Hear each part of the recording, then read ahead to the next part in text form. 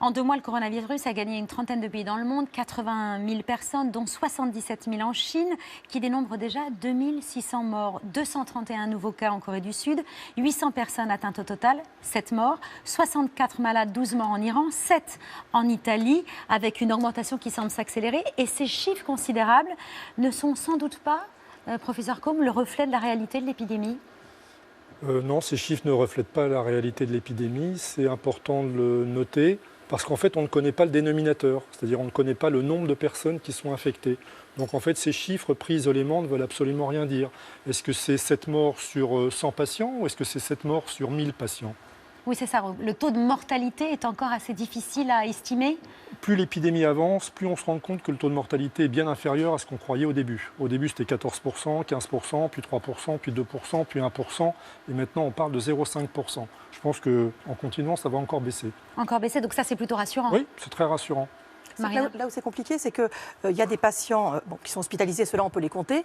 Il y a des patients qui sont malades mais qui ne sont pas diagnostiqués, ils ne sont pas très nombreux. Et puis il y a tous les patients qui sont asymptomatiques et ceux-là donc, ils ne sont pas comptés. Donc effectivement, c'est peut-être beaucoup plus que ce qu'on sait aujourd'hui. Mais ils peuvent contaminer Bien sûr. personnes, c'est la question qu'on se pose. Non, Vous dites, Eric Combe. Ben non, on n'est pas sûr. Hein. Mais c'est important, ce que vient de dire Marina, c'est dans 50, par exemple dans l'épidémie du bateau à Yokohama, au Japon, 50% le Diamond Princess, 50% des dépistés, des positifs sont asymptomatiques. Ouais. Mais par contre, est-ce qu'ils sont contagieux pour autant ? On n'a pas la réponse. On ne sait pas. Probablement qu'ils peuvent être contagieux par les mains, vous voyez, mais probablement moins par voie par la toux, puisqu'ils ne toussent pas. Comment est-ce qu'on pourrait savoir si un patient non symptomatique est contagieux ? Ben, on le saura en observant tard, ce qui est en train de se passer sous nos yeux.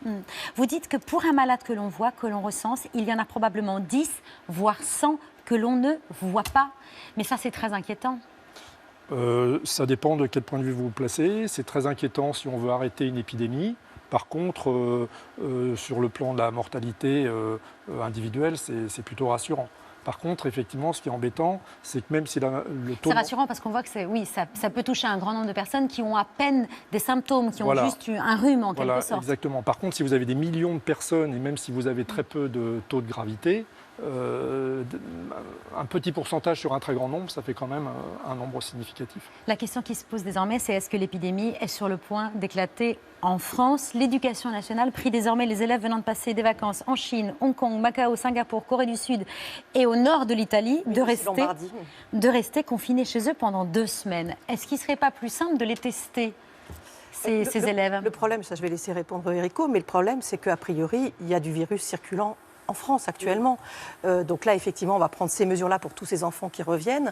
Mais les cas, ils existent déjà en France. Hein. Oui, puis surtout, même s'ils sont dépistés négatifs à J0, ils seront peut-être devenus positifs à J7. Hein. Donc ça ne sert à rien de tester ça ne sert à rien d'éventuels. Il vaut mieux qu'ils restent confinés chez eux. Ça, c'est une bonne mesure ? Je ne sais pas. Qui c'est qui va les garder ? Oui, il faudrait qu'ils restent seuls, confinés chez eux, quoi. Donc ça paraît complètement absurde si leurs parents s'arrêtent aussi de travailler, si ça devient compliqué. Là, c'est l'économie qui s'arrête. Hein. On va y revenir, parce que l'économie, elle va certainement être très largement impactée. L'Italie du Nord, donc, d'où semble venir le danger le plus proche et où les cas ont explosé. 14 cas vendredi soir, 76 samedi, 155 hier soir, 165 aujourd'hui. Comment est-ce qu'on explique, professeur Combe, cette soudaine explosion du nombre de cas ? En fait, c'est juste parce qu'ils sont en train de les dépister. Donc ils existaient déjà, comme l'a dit Marina tout à l'heure, et vous les dépistez et on les trouve. Voilà. Mais c'est tout à fait logique, hein, puisqu'on ne voit que la partie émergée de l'iceberg. Donc si vous vous intéressez à la partie immergée de l'iceberg, vous trouvez des cas.